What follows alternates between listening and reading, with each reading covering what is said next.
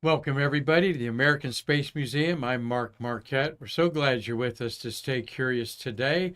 And we're on Mars, and we being Gary Allgire and I. Welcome back, Thank you Gary. for having me back so You're soon. welcome. We got him on twice this week, and why not? When you hear his credentials, we want him to talk a little bit about the insight of this daily drama going on with Yeah. Starliner and two wonderful human beings up there that really aren't trapped up there, but then in a way they kind of are, Gary. Yes, that's right. They are. They keep saying that they'll bring them back someday. Yeah, We yeah. don't know what day that is, though. Nor do their families. We want to No. just talk about that a little bit. It's supposed to be up there 8 days, and geez, they're talking about bringing them back maybe in September. And I'm gonna roll a few numbers for you there in a second about that.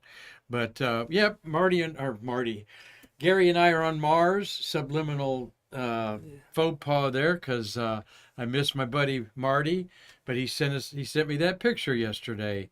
Gary, he went on tour at the Cradle of Aviation there in Long Island, New York. I forget Beth Page is where Grumman is, but it's Yes. not. Cradle's not there.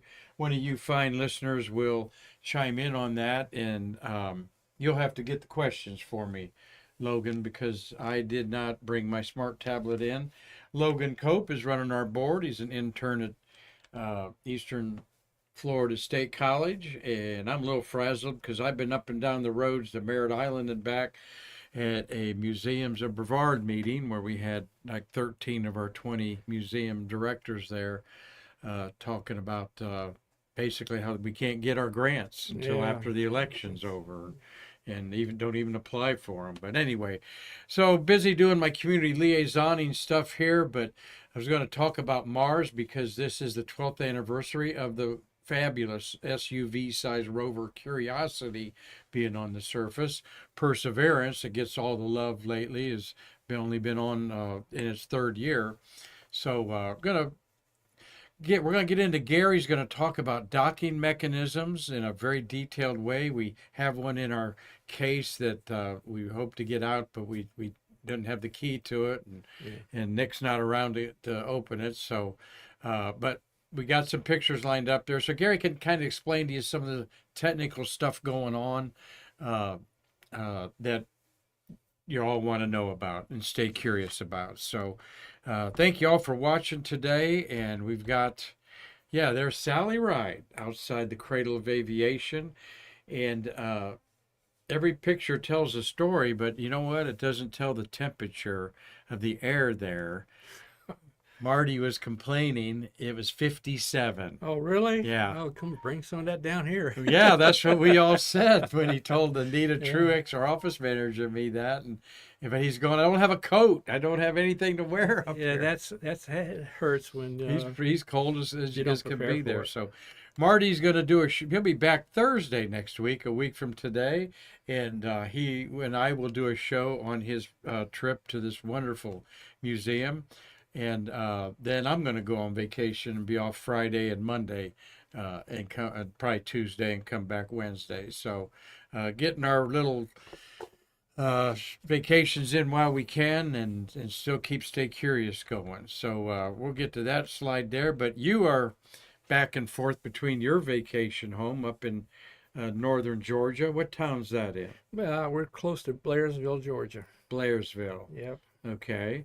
And the northeast, you told me. Up there. Northeast corner, it's between Blue Ridge and Hiawassee. Great, great. And, you got a nice forest cabin up there? Or? Well, we're in an RV. We are in an RV lot that we can actually purchase our lots, and we're on a nice creek, and it's nice up there. Got to do some trout fishing this year for the first time, and caught my limit the first time out. So Brown trout or speckled trout? just rainbow trout. Oh, rainbow trout. Yeah. Delicious. Oh yeah, they are. Yep, being up in Upper East Tennessee, there was a lot of trout fishing up there in Yeah. those creeks and little rivers off the mountains there, the beautiful lakes. Well, we're going to talk about the crew up there. Here's the 9 Americans that are on the International Space Station. Going to highlight them a little bit, but we're going to have Gary talk about what's going on. But Gary, first tell us, why are you qualified to tell us what's going on up there? Well, I sort of, by hook or crook, I became the expert on the docking system for the Apollo program. Uh, I was given that opportunity, and I really got to know the engineers who actually designed the hardware. So I got quite a bit of knowledge on the system, and actually I got to, when Dr. Debus was our center director, he wanted to know about it. So I was invited over to have coffee and cookies with him. Really? And went up to his office in the corner. He had a nice little round table and a couch. And he sat down with him, and he had an aide there to help him translate if he needed to do that. But he was pretty good. But I sat there probably for about an hour talking to him. Very nice gentleman, and I really enjoyed it. And he was excited to learn how we docked on going to the moon. Huh. I tried to get him to come over and say, "Hey, I'll take you into the crew cabin, and we'll sit down and we'll explain What everything." year was this? This was still in Apollo? Yes, The oh end yeah, of this is 15, 16, this is 17? Apollo. No, this he because he was gone after I think Apollo 11 or somewhere down past that, or maybe at the end of the Apollo program. But it was early Apollo program that I went over there. Lo, would you mind getting my phone over there, and then I can help you keep track of our guests there? I've gotten in such a habit about it. But with Dr. Debus, of course, 12 years, Kennedy Space Center director, the architect of Kennedy Space Center in many, many ways, and Werner von Braun's right-hand person, of course, and a lot of wonderful stories about him in this community. So, Yes. but you, as an engineer, have expertise in this. Yes. Tell everybody your background there, and Well, as a NASA engineer. NASA engineers, aircraft maintenance engineer is what I graduated in, which was a kind of an offshoot from being an aeronautical engineer.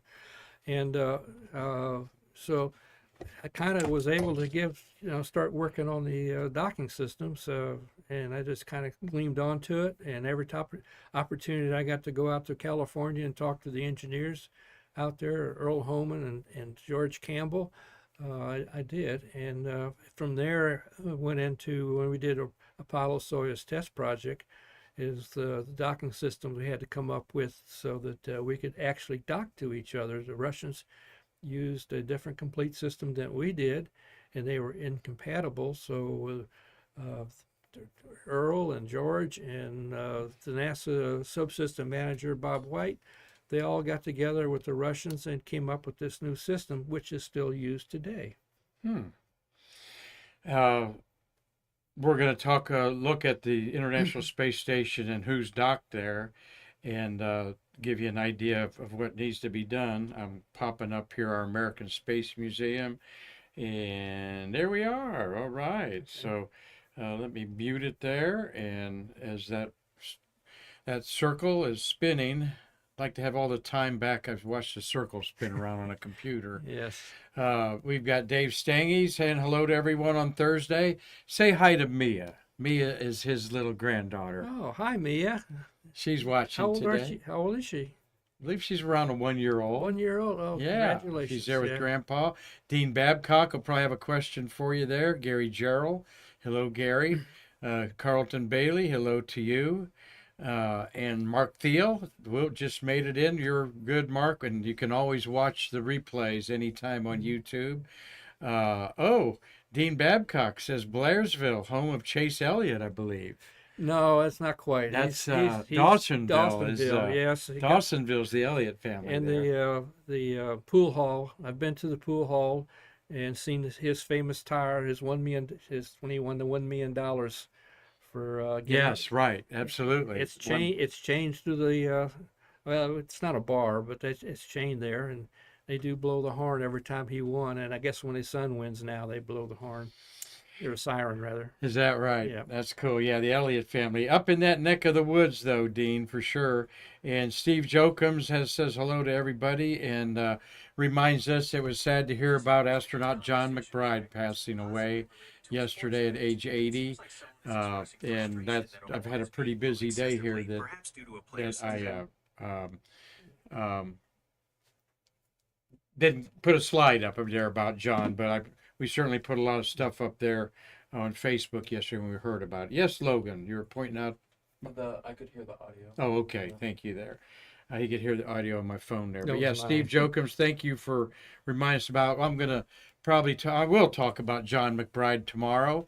And I suspect that Nick Thomas, the astronaut wrangler that worked with them for 20 some years, will want to do a program on John. Big John, one of a kind, the only astronaut from the great state of West Virginia. Oh, really? Oh, Yeah, cool. yep, from the Beckley area, I believe. And I know West Virginia pretty well, being up there in the over there in Tennessee where I was at. Always enjoyed going up 77. You drove up 77 a few times, maybe. 75 or 95, but no, not 77. Oh, really? Yeah. Okay. Thought you might have had a 129 would big. be 129 would be the other one to go pick up out of. Anyway, and hello to you, Tom Usiak there. So I got a question for Gary. He's going to talk about why the docking mechanisms is why he's going to talk about them, why they're so important, and we're going to get into that here right now by just saying, and then I'm going to let him go, give him the hook so I can talk about Mars. So we're kind of 2 segments today. There's everybody up there. All right, you've all heard what's going on, Gary. They're talking about. Tell us. You better you tell Well, me. they are saying now, after all this time, that they have to have a crew person in the Starliner to undock. And so the question is, how did we get in that kind of a situation where we've always done this before, where we could actually bring them back if there was nobody in there? It's basically what I knew of the system that we used in the Apollo-Soyuz test project, which was transferred over to the shuttle, and which is again used by anybody that's going to dock with the space station other than the Soyuz has to use this new system that we have developed over the years. And so I gotta have a little bit of an issue because they can't undock. The Starliner cannot do it, but the space station can also do it themselves. So right now, Starliner can't undock if it wanted to. The Starliner itself cannot, but they can also go inside the space station, and there's a couple switches that they can flip, and they can actually release it. Mm-hmm. Now, from that point back, there's nobody in there, so they don't have the software to do anything. They took that software out prior to launch, or didn't put it in. Let me put it that way. They didn't put in the automatic return unmanned software in that vehicle. It saved some money and saved time. And they launched without it, thinking, well, we have astronauts that are always going to be on there, so we don't need it. But Gary, what if they were incapacitated? Well, says Steve Jokums and all Yeah. of you out there. I mean, what if something happened that they were true. knocked out or passed out? I mean, That's a true. thumb drive full of the Well, program is all they need, right? No, it's right now I think it's 1,000 lines of code that they have to upload. And He said 1,000,000, I think. well, I saw first time I heard it was 1,000,000, but it's 1,000 okay. lines of code. It's going to take 30 days for them to load it in there, and then they're going to have to validate it. And so they're stuck there for at least 30 days.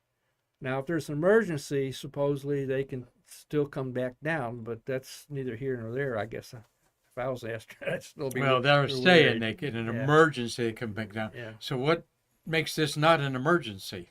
Yeah. It's sort of what you're asking. Your Butch and Sonny are planning to spend 8 days, a week in space. Okay, let's put that picture up there again. And there they are in the blue outfits there, and that's the most experienced spaceman in the history of mankind, Konyenko. He's got over 1,100 days accumulated in space, over 5 missions. But they were supposed to be up there come back, and be back in their families, in 2 weeks after they were launched. Butch has got a wife and 2 daughters. Okay, his wife Deanne and 2 daughters. Sonny has been married 20 years to a federal Texas marshal.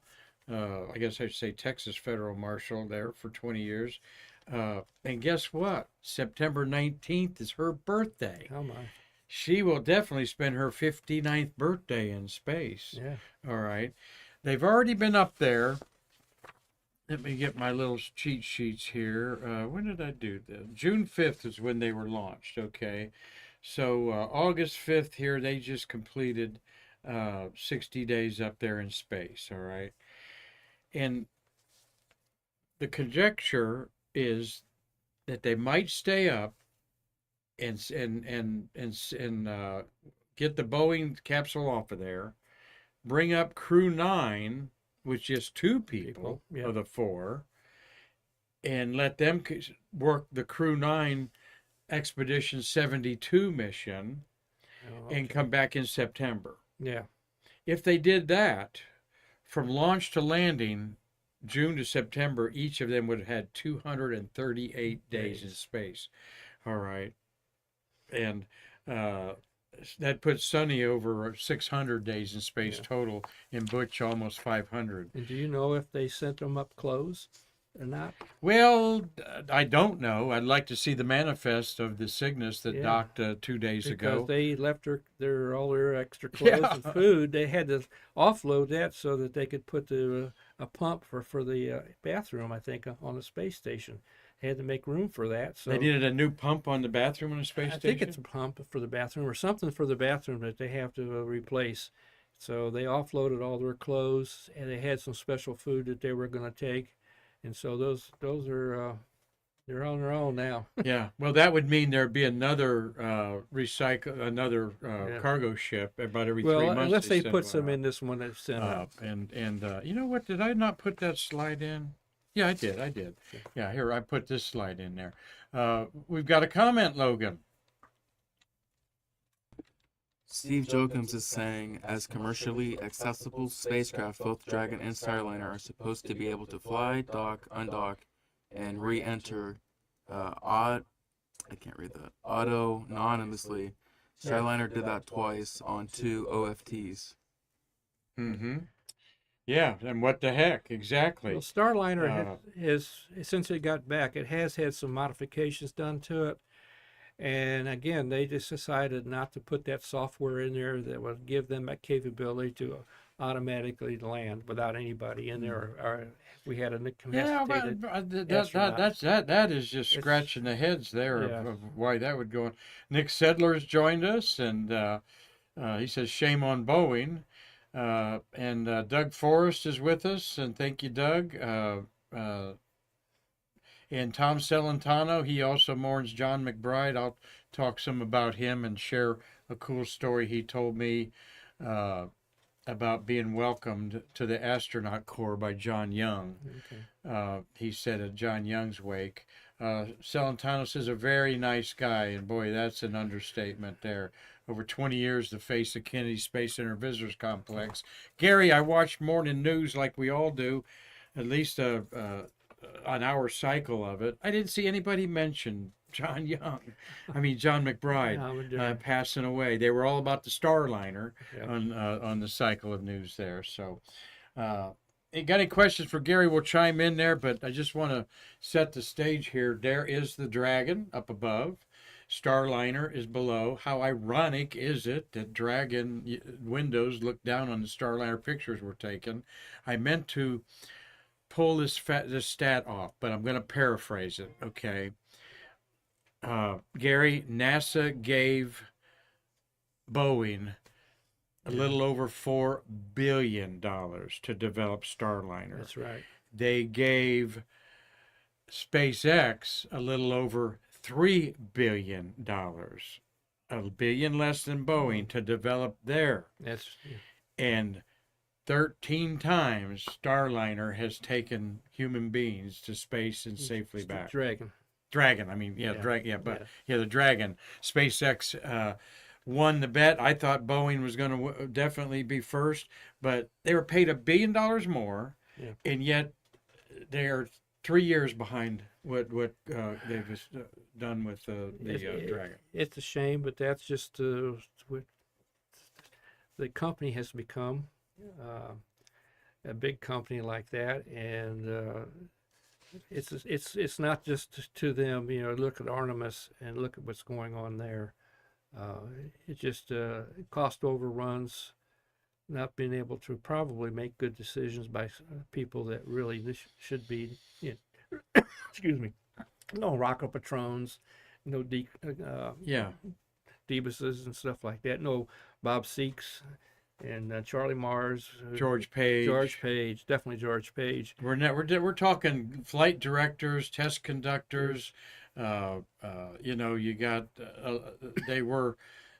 they were demanding bosses, and maybe some people would think that's a culture that we don't want anymore. But look at the results, and this is a result of there's no losers. Okay, Well, everybody's a winner. Even you can say we don't. It's a culture we don't want, but we really had a good time, enjoyed it, and we were glad to have that type of overlook that says, "Hey, you got to do this job," and you knew what your marching orders were, and you had the right people who could make the right decisions at the right time.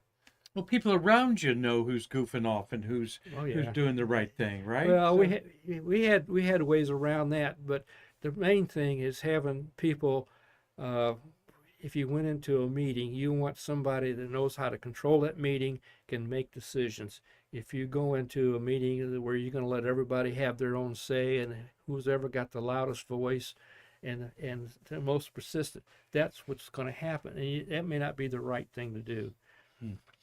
Well, we're not going to get too much into the culture things. Yeah. We're old and don't know exactly how it is. I've seen some good cultures at like Via Space. There's a very good community there. And I think it's the leadership, right? Well, it is. Steve Jobs is his way. Elon Musk is that way. Jeff Bezos, I'm not sure. He's struggling, but I don't think he's not an Elon Musk type of a manager. And he seems I've to heard it. he let his people do what they need to do and get out of the way.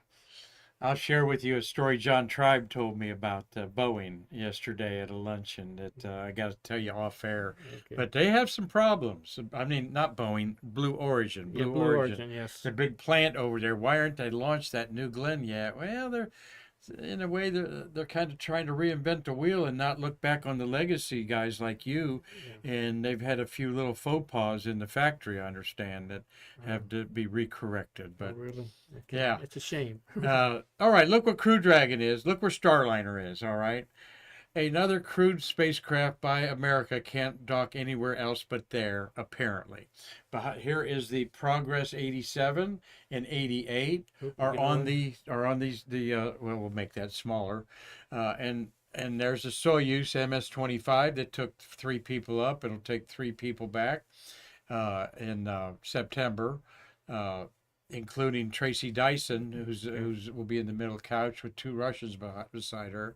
So that's the Russian segment, and they're attached right there in the middle to the beginning of the whole thing, right above your head. Yeah. That's Zarya and Zvezda and Unity right there, and then the rest of it's all been added over the years, and so we can only dock up there with our spacecraft, so we don't have a port to dock.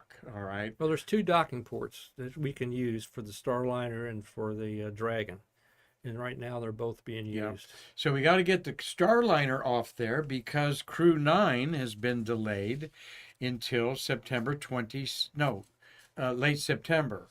September 26th, they announced the Polaris Dawn private mission of Eric Isaacman, and he's going to do a spacewalk. The whole crew's going to do a spacewalk because they got to open up the whole thing to space. And they're going to use their first SpaceX suits that can be used in the spacewalk. Yes, so we'll They're be looking all over forward to that. that. So that has nothing to do with the International Space Station. What Polaris Dawn's going to do on September 26th on maybe a 4-day mission. So they pushed back Crew 9 until sometime in September at the earliest. And there's 4 people planned on that. Xena Cardman is the commander. So you know she's not going to lose her seat. And Nick Hague is the pilot. And so you got Stephanie Wilson, who's looking forward to going to her 5th trip in space after flying 12 years ago on the shuttle for the 4 times. I guess this will be her 4th flight. She'd been up 3 before. And then there's a Russian that was going to go up that's an experienced expedition.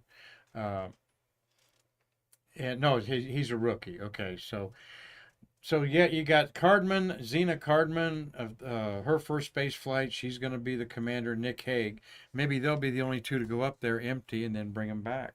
Yeah. You got to have a pilot and a commander. So I thought the thing could hold 6 people. I don't know, but on the Dragon, I have no idea how many people. That why don't we just? But Put that 'em all might in be it. a whole balance issue of balance. Wouldn't it be a balance issue if there's 300 more pounds of weight in there, or 150 pounds each? I'm not an aerodynamics type person, so Okay. I couldn't answer that really truthfully.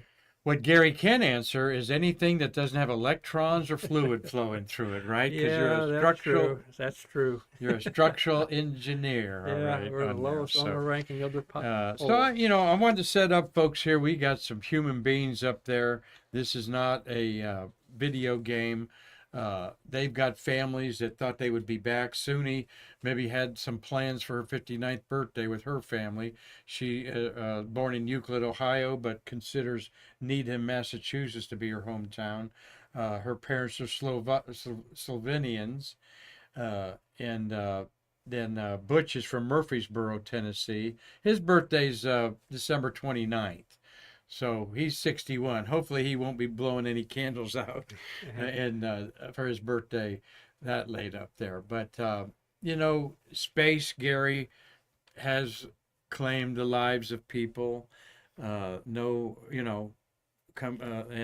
we know the dangers and so forth. But each of the American tragedies were caused by management, bad decisions. Everybody now acknowledges that. We got a bad decision going here with people's lives on the line. We haven't learned, have we? I'm asking you. Yeah, They don't talk to the old timers like you. No, that's a no-no. It really is. But there's not many of us around, and things have changed quite a bit. And you hope that the new people that are come on, that they get the proper training. Like when I came on, I was told 5 years before I would even think about getting a promotion. You have to learn your system before you can act and demonstrate that you know it before you can advance. So. Well, Gary's going to do a program. We're going to do one about debunking the Apollo hoaxers out there, and he's going to do it in an interesting way by taking you through the timeline of his career. That's right. And how can anybody lie about that? Well, we're going to debunk the only thing that's never been addressed. All right. Of all the ones that's out there. Get ready for that one, folks, here on Stay Curious. Yeah, Tom Celentano said that the death of Lorna Onizuka, El Onizuka's wife, kind of passed without much knowledge. Mark Thiel says, hey, they got enough time to just send a Dragon up there with the software and plug it in, but they don't have a place to dock it. But he's going to tell you what they'll have to do to undock that. And Dean Babcock, you'll answer this. Did you spend time in Star City with your work on ASTP? Soyuz Test Project. No, I didn't have the opportunity, but I do have some good friends that were over there for that part of the testing. Okay, you understand where we're at? I'm waving the red, white, and blue. We're up there in the upper left-hand corner. And Gary's going to talk about these vehicles being up there. Well, this here is the Dragon that's going to be docking with the International Space Station. The nose cone is pitched up to expose the docking system. And this docking system, again, is a fallout or a result of the Apollo-Soyuz test project. We developed the procedures, we developed the hardware. It's pretty much the same, except for one thing that we did do on the ASTP that the Russians did not like, and that was the position of the pedals. That the 3 pedals that are there on each side has 3 pedals, and it's like the petals of a flower. And what they do is they interlock as they come together. We'll see that real clearly here in a second, Gary. Yeah. There is the Boeing Starliner, ironically photographed from the window of SpaceX's Calypso, or that's Calypso. SpaceX's Dragon. Yeah, I think this one's Endeavor. I forget the name of the one up there.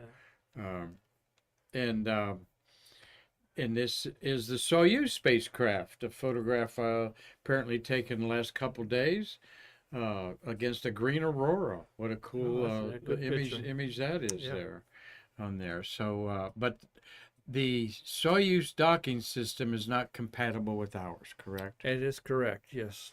And that's another why not? Okay. Well, it was never intended. We were never intended to dock together. You know, we're basically enemies of each other back Yeah. in the early days, and so they developed their system and we developed ours. We thought it was a little crude, but after we saw what they had done for ASTP, they were actually a little bit ahead of us in some aspects of it. We're going to look at two pictures of you called this the grandfather of docking collars here. Well, this is what we would be using. Yeah, this is the original one we used for Apollo Soyuz test project. This is not really a good picture because it shows the three pedals hitting the other three pedals instead of being clocked Like that, and they should be cocked like that to lock together. where they so, cock but in. they're moving them around. We have another picture that'll show the other them together. There you go. This is the three pedals. It's a black and white, but it's a little hard. This is the Russian is on the top, and this is our vehicle on the bottom. This was we sent our docking system over to Moscow, where our guys went over there, and we actually physically docked with their hardware that was going to be flown. So we test proved that it actually would meet and everything. The real hardware. The real hardware. And then we have test development hardware too at Houston that we would also practice that. But this shows the three pedals. Now the pedals are outward opening. The Russians did not like this system. I think mainly because it caused to have them a bigger fairing around it, and they wanted inward folding pedals. And I always thought that was a little weird because you cut the diameter down for how you transfer through. But that's what the hatch would be smaller than the tunnel. But after the ASTP, the two countries, Earl Homan and George Campbell and the JSC people met with the Russians, and they came up with an international agreement on how we would have a unified docking systems for the future. And we established the diameter for the system, and also that we would be using these pedals instead of like we did for Apollo, where we use a docking probe and drogue. Russians were using similar to that as a docking probe and drogue, but a little bit different than ours. So this has been around. The space station had theirs on there, and after we developed it, the shuttle used a little bit different configuration that we're going to see that the Starliner and the Dragon are using. But there are two ports that use basically the same concept. Very interesting there. We're going to see this close up in this next set of images. Yeah, we need to blow that We're going up. to talk about the shuttle docking to the space station. Now this is our docking system that's in the shuttle. This is actually from Atlantis. I gone ahead in there and I've color coded certain things and yellow and latches and electrical connections. The three pedals, those pedals you see there, again, are inward.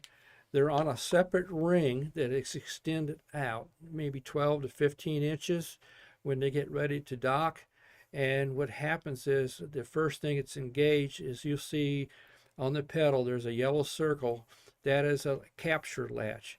And that captures onto, on the opposite side, it's kind of hard to see, but there's a yellow arrow, and that is a latch there. And both It's of an these, orange and yellow arrow up well, you want to go to the yellow one. there. Okay, it's pointing upward. Thanks, Logan. Yeah, there it is right there. That is a latch that the capture latches on the pedestal will engage. And there'll be three of those. And once they capture that, that's called soft capture.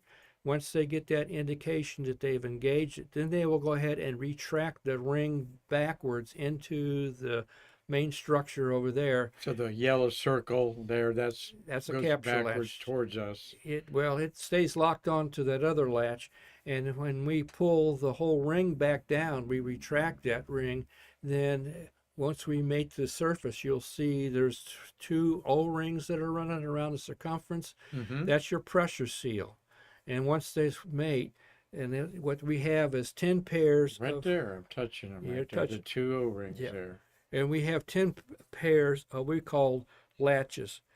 As you can see, now, this is where we needed the little model that I had built Yeah. back in the Apollo program. But there's two lat hooks that basically there's called a primary, and then my head's blocking and my body's blocking the secondary.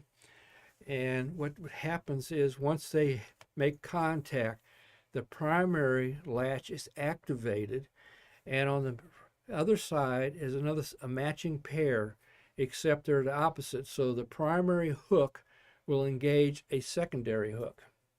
Okay, and all 12 latches will be activated at the same, or 10 latches will be activated at the same time. They come up and they pull down on that secondary hook, and they're locked in place now.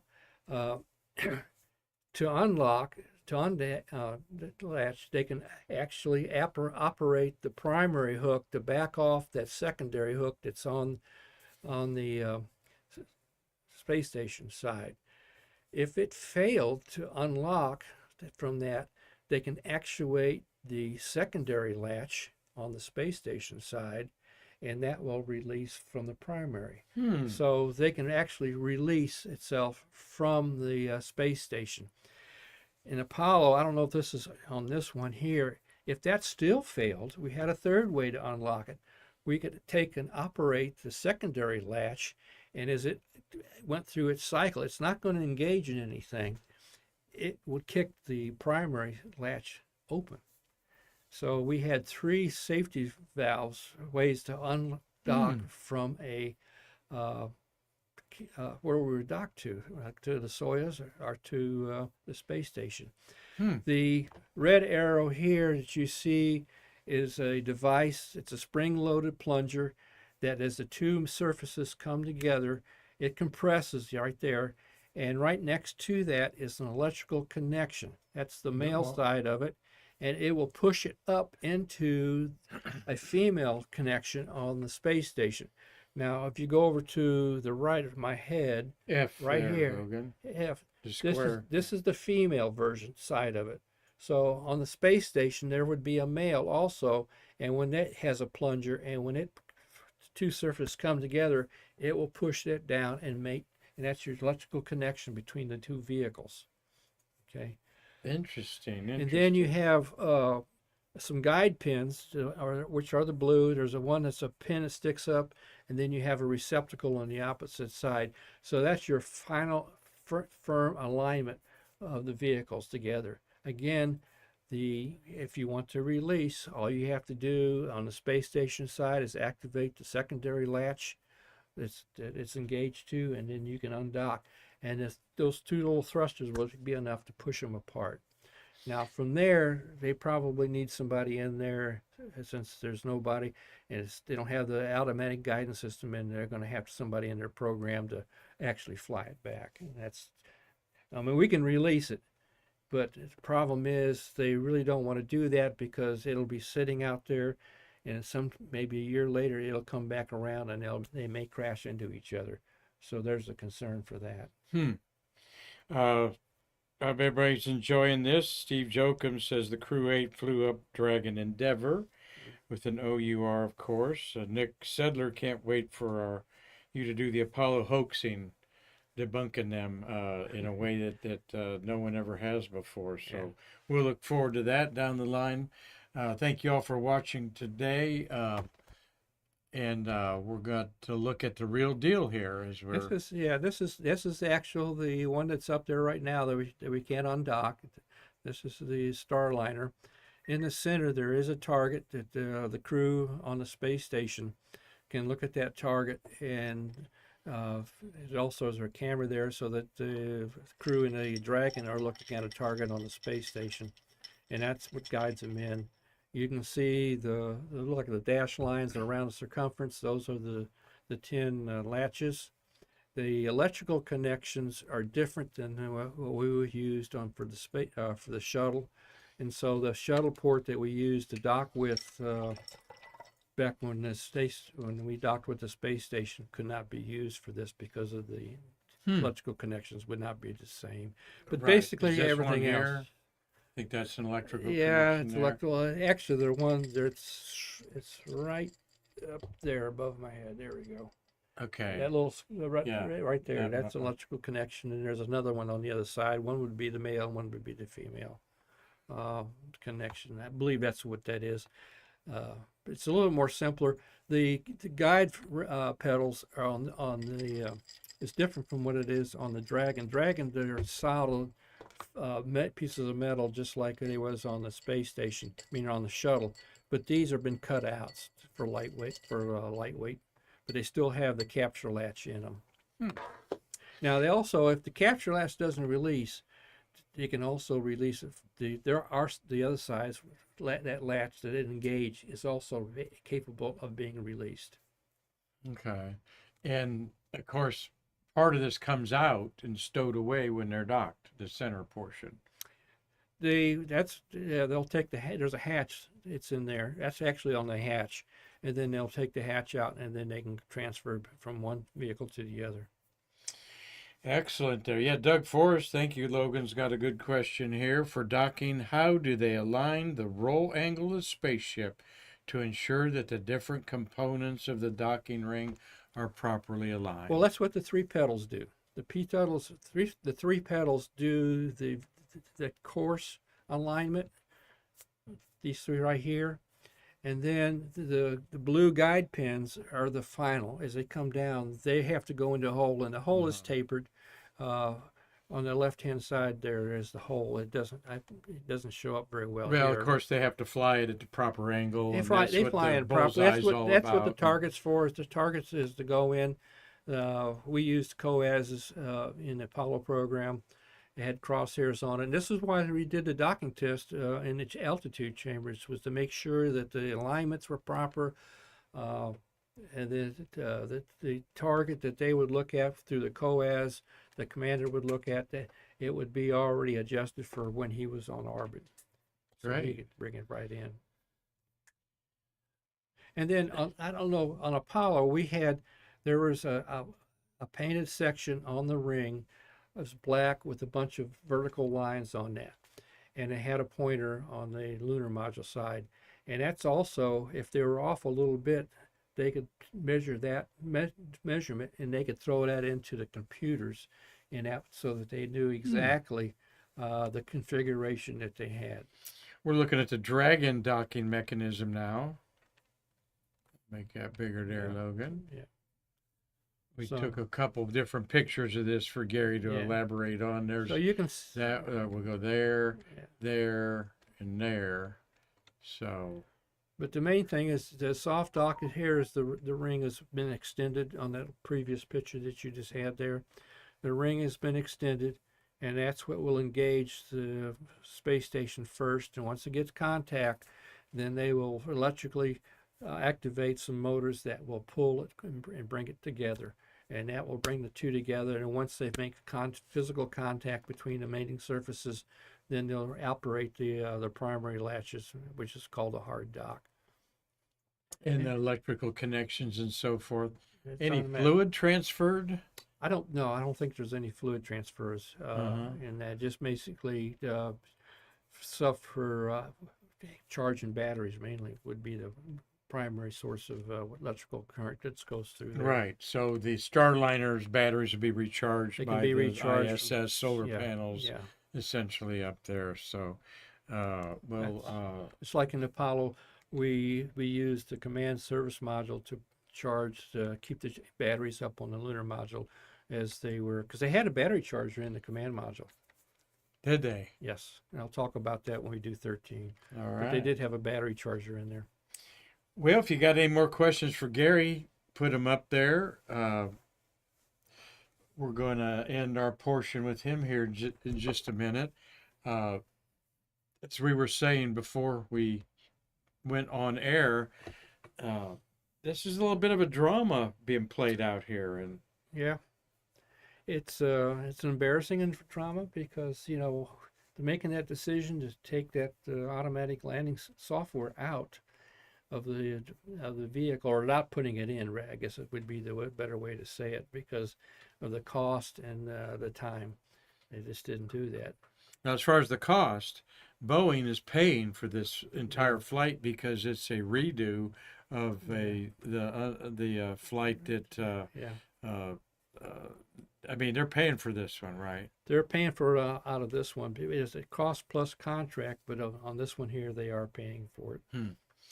And so Boeing's been in the news with a lot of their interesting foibles out there. But what does it look like in the crystal ball to you, Gary? What would the Apollo engineering people say the solution is? Looking back of 50 years of knowledge. Well, first of all, we would have never been in this position. We would never have launched without that software involved. We would have never have launched without it having properly checked out. We would have run that to ground. JSC would have never have approved anything like that at the time with their management style that they had. It was, we went through everything. We were never going to subject our astronauts, if we could keep it, from being in jeopardy. And I think Apollo 13, when we talk about that, you will see what, behind the scenes, what we did. Because the movie does not come close to what really, really happened. Oh, okay. And what they really did. Yeah, we're looking for that. Gary's also putting an Apollo 13 together. We're so grateful for you wanting to share your knowledge and put these programs together. As we have other people that do that, like Terry White and Mike Chinelli's coming on board with lessons learned. Unfortunately, they're not learning the lessons that that you learned over there, Gary. Well, we forget things over time, and everybody comes in new and says, I can do it better and better, because I got the latest knowledge. And sometimes it's the old school stuff that still is what really works. That's, the Russians are doing that, but they haven't really advanced, but that's a kind of a philosophy they have. And it really depends on the management that you have and the guidance that you are given as an engineer. We experienced that, and I can talk about that on another part of this debunking the thing. But we had engineers on our side that knew more than the contractor, and we had contractor engineers that knew more than we did. Our management, I think we had a very good management ensemble versus what the contractor had, unfortunately. But overall, we had a mission. We knew what we had to do, and we stayed until job was done. I've worked 2 times. I've worked 24 hours. I've worked 30 days, working 14 to 16 hours a day to complete something. But once we were told to do it, we stuck with it and did it. They found a way to do it. Oh, yes. Don't tell me why we can't. No. Tell us how we can. That's true. That's very true. And failure is not an option. Air Force was even more involved with that than we were. But we can talk a little bit about how things are designed, and sometimes we do have to make some serious discussions. All your flight hardware we designed with a factor of safety of 1.4. Airplanes 1.4. What does that mean? It Factor means, of safety. well, let's look at I'll talk the tank that supposedly blew up on Apollo 13. It was designed for 1,000 pounds of pressure. It was a safety factor of 1.4, which means that we have to pressurize it up to 1,400 pounds. Okay. And it should hold. Now, you can go beyond that. If you want to destroy it, you can do that to see what it actually take to blow one of these things up. For like airplanes, we have called an Iron Maiden. We had one for the shuttle. We were building Enterprise, and that next to it, and the next bay over we called the Iron Maiden, OV-099. And there was some discussion that we listened to that says, do we want to take it to failure? Do we want to take the wings? We're going to load them to what the flight loads would be plus 1.4, which is what we designed for the shuttle is 1.4, and that means we would take it to that 0.4 over that. But you can also, which they commonly can do in when they're building a new airplane, is to take it to failure. So just keep bending that wing until it fails. And then, but they decided not to do that for the shuttle, which was a great decision because that became Challenger. Yeah, 99 became Challenger.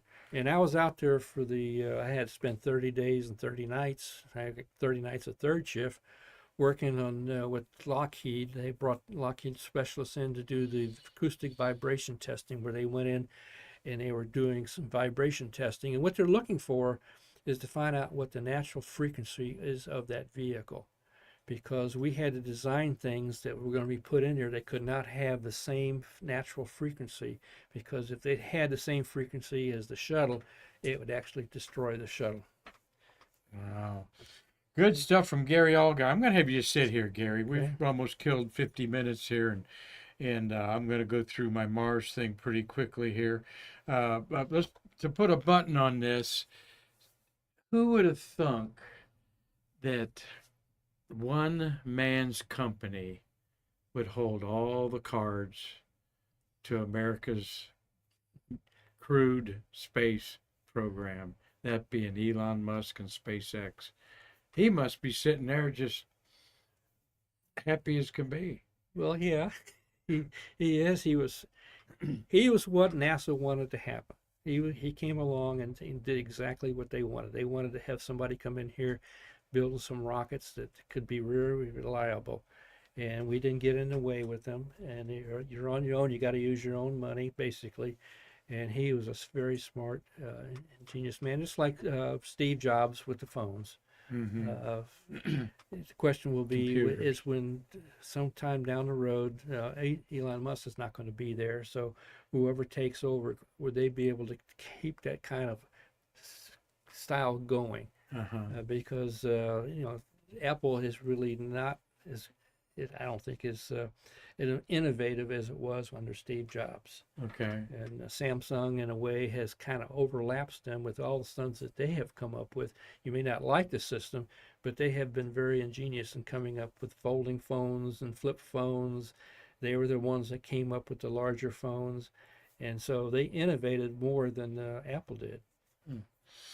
Well, it's quite a world we live in, Yeah. and the space news is every day there's something new going on, and that's why we love talking about it here on Stay Curious. Thank you all. We're going to do a couple other things here, but we are seriously I'm keeping Sonny and Butch in my thoughts. You know, they're having the time of their lives. Yeah. They're both had spent previous expeditions on the International Space Station.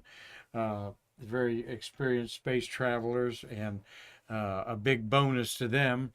But maybe the family's back home and saying, you're gonna miss my dad's and mom's 50th wedding anniversary. Yes. You're gonna. I'm not making light of that.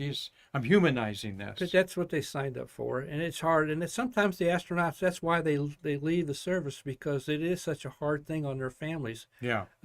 They've talked about that in some of the books they do. That's the reason why they left, because the stress on them, of their family, their wives, saying, my husband may never come back. And they don't have any control over this. Yeah. And that's just what he wants to do, but it puts a lot of pressure. Yeah, we've had dinner with an astronaut. His wife said 3 times enough. You're not going the fourth time. We can't handle it anymore. And then we had problems with that in the Apollo program. Wives didn't understand why their husband's out there. In fact, they say, you know more about that spacecraft than you know about me. Or and your colleagues. So we had a lot of divorces. Yeah, it was a thing of the 50s, the early guys to get married. You wish there was more bachelors in a way that... No, not really. Not really? You need the support of a wife. All right. Come on. There you go. If you had a good wife... Space worker that knows that. Yes. Well, Gary, when are you going back to Georgia? I really don't know yet. We have to wait for some more doctor visits and see what. Because over the weekend I was going to go jump in your trunk so I could get up to some dark skies and see the Perseid meteor shower this Well, weekend. we have so many RV lots now that want to put lights out at night, and it's horrible. I don't like it, but they all got string lights across their property, and Oh, really? yeah, so it's not as dark as Well, we we'd get out in like. a dark site, get out in a dark site anywhere Sunday night. Actually, you want to get up Monday morning, probably about 3 in the morning, and then lay in a lawn chair with your head facing northeast, and you're going to see the Perseid meteor shower streak over you. And I'm going to lose some sleep to do it if it's clear around here.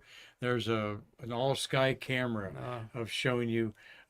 This is multiple images, all right, like 25 to 30 images all combined on there.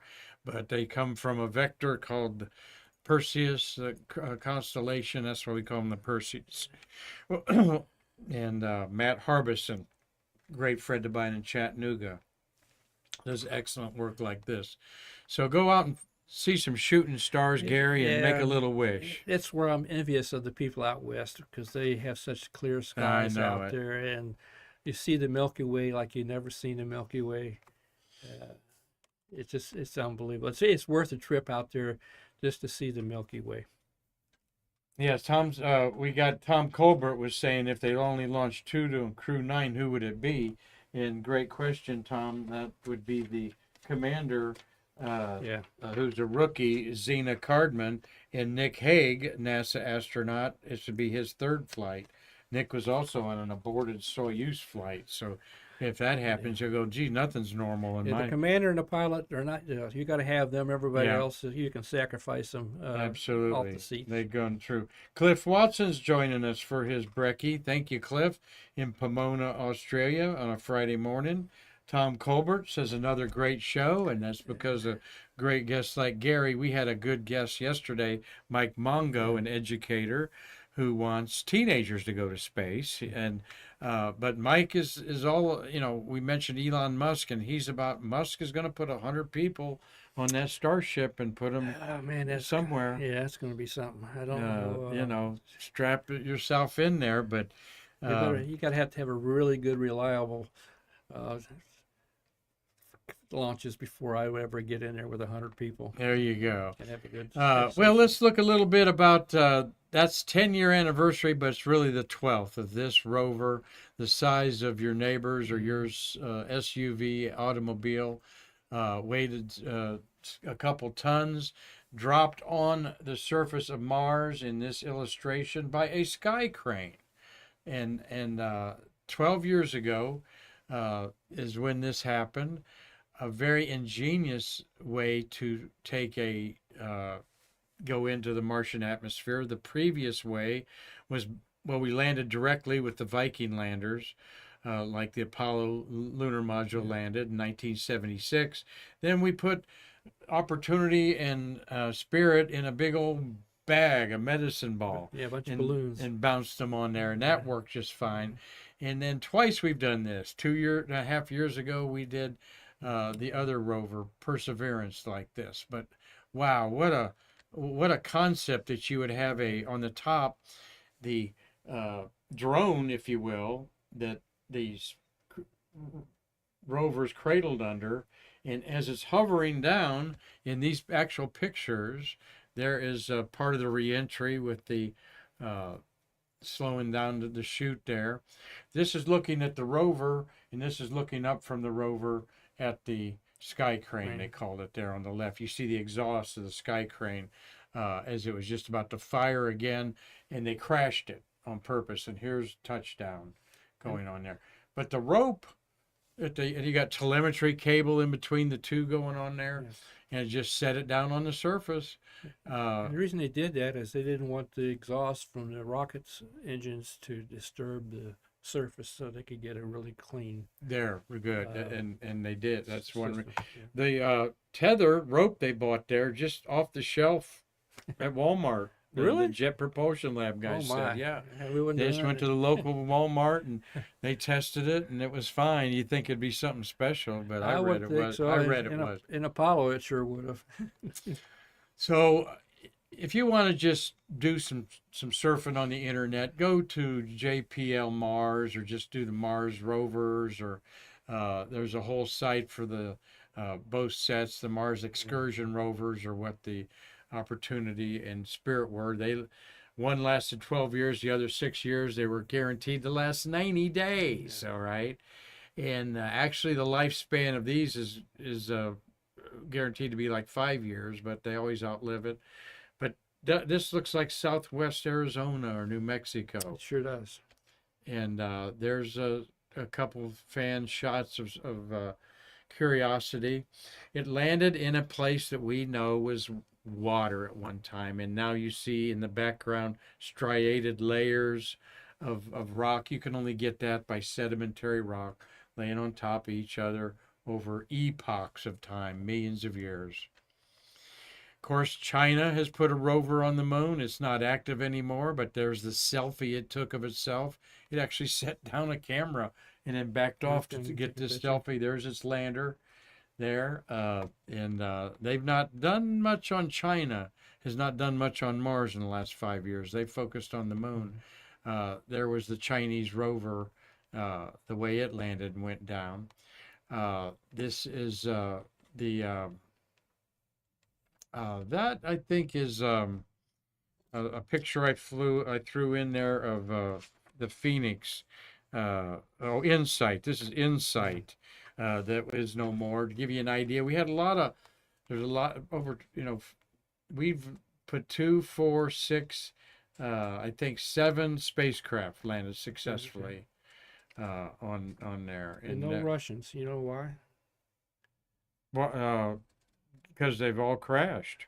No, they never even made. They were not interested in Mars. They were interested in Venus, and so they concentrated on Venus, trying to put landers on Venus, which is way more difficult than landing on Mars because of the extreme heat and extreme pressures. Oh yes. And I think they finally got one to have to send back a few pictures before it bellied up. But that's what they did. They concentrated on Venus. And yeah, and it's 900 degrees at the surface, yet they had 3 missions that safely sent back images of it. And then they're focusing really on nothing interplanetary. They had the 3 moon missions that did bring back soil from the moon in the 70s. We've never done that in the early 80s. This is the rover of China, went up to its back shell, and landing parachute. These are the 3 rovers that America's put on Mars. The little Sojourner there at the bottom was as you see, size of a toy. That was Pathfinder.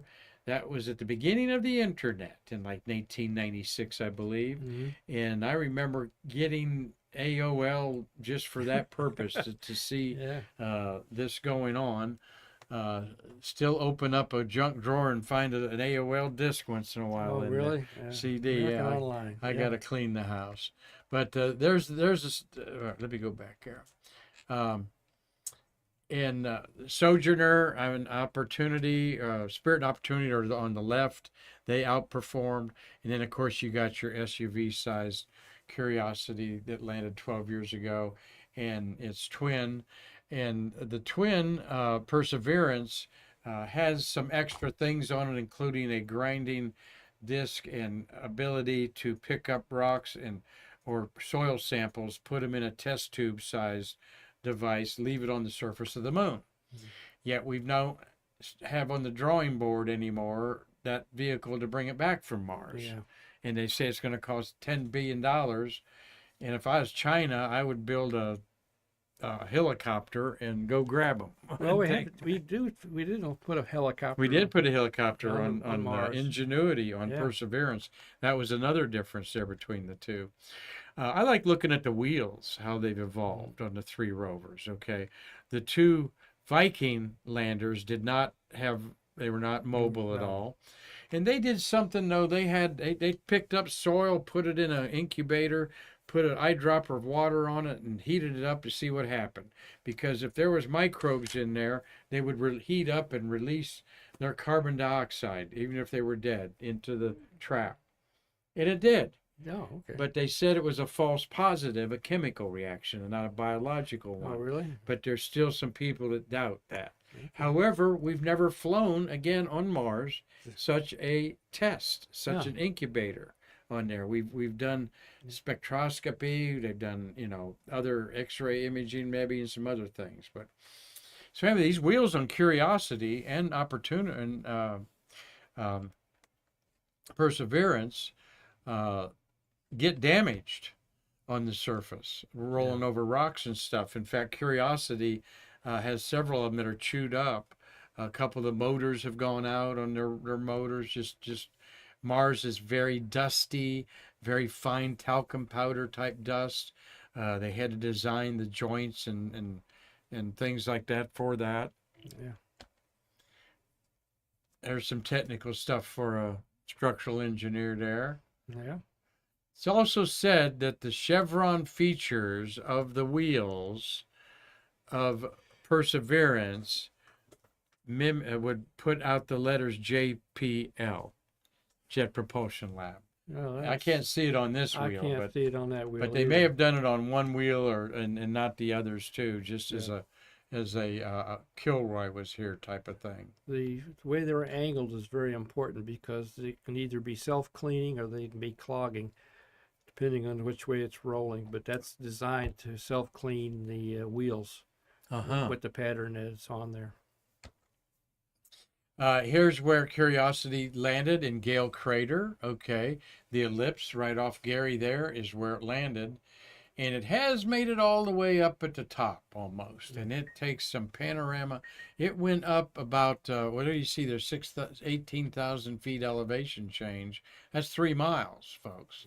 And that whole area up there of this Mount Sharp is the name of it. The whole Gale Crater, they know, was water. And that was like an island in the middle of this. Not 1 billion, not 2 billion, but probably 3 billion years ago in the 4.5 billion year history of the solar system and Mars.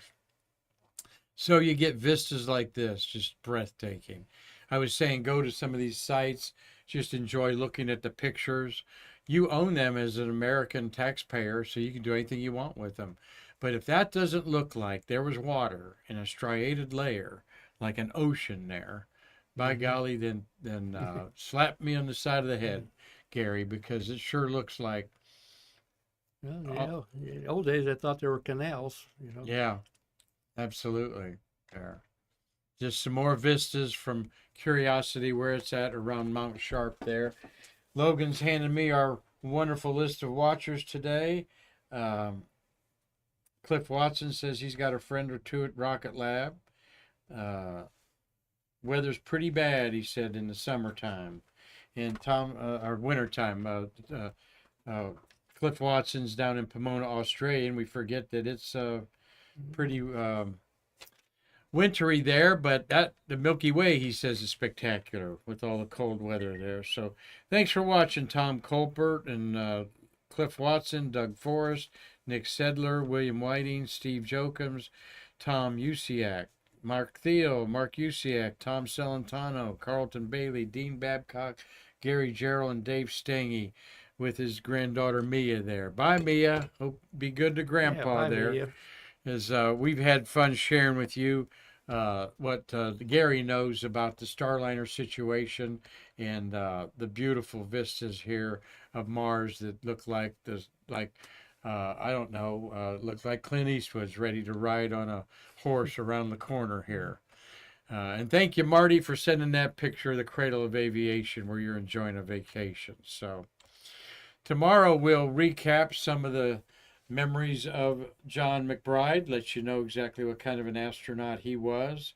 Would have been he was once a pilot, then going to be a commander of the Astro 1 mission that got kicked off because of the Challenger disaster, and he decided to go into business and not wait around. But we miss John McBride, a great influence on our museum, and his son John. See him 3 or 4 times a year, and another great supporter of our museum also. So we'll talk about that and wrap up some space news and maybe a shuttle of the month of August for you on Friday.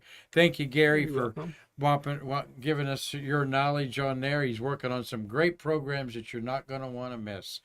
Thank you, Logan, for a great job on Streamlabs. He's going to take the day off, and we'll have Selvin in here on the board.